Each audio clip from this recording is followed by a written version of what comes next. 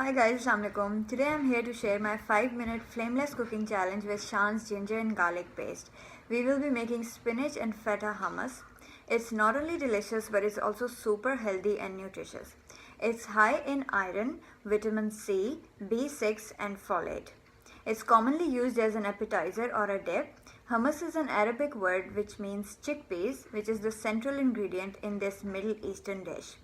I decided to give it a little twist by making it with Shan's ginger and garlic paste, which is made up of and tastes like real ginger and garlic.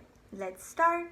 Let's go over the ingredients first. So I used 1 cup chickpeas which was soaked overnight and then boiled in about 2 cups water with 1 teaspoon baking soda.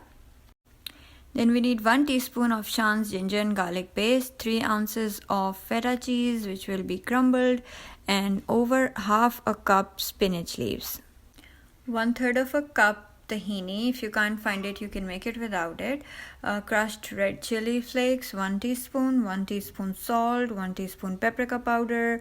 Then there is 1 teaspoon lemon juice and 1.5 teaspoon of olive oil. Now for garnishing, I will be using these ingredients. I'll be using some sliced black olives, just a few of them, a few boiled chickpeas for garnishing, some coriander leaves, a few jalapenos and some paprika powder.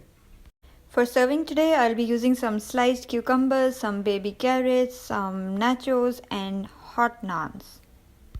Now you need either a food processor. I'm using my hand blender, and we will add all these items in here. So that's chickpeas, spinach, ginger garlic paste, reserved water, tahini and lemon juice. Now puree it to a chunky paste.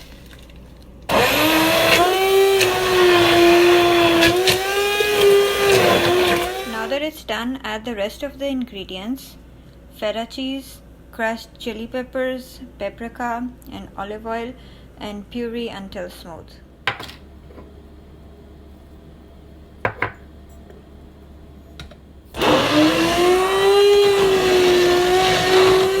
It's ready now. I'm going to garnish it with some olive oil and then some chickpeas on top. These are some boiled ones which I kept for this, and then some coriander leaves,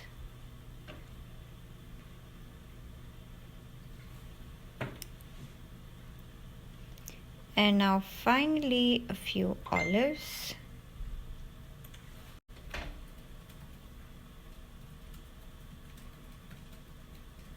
and jalapenos.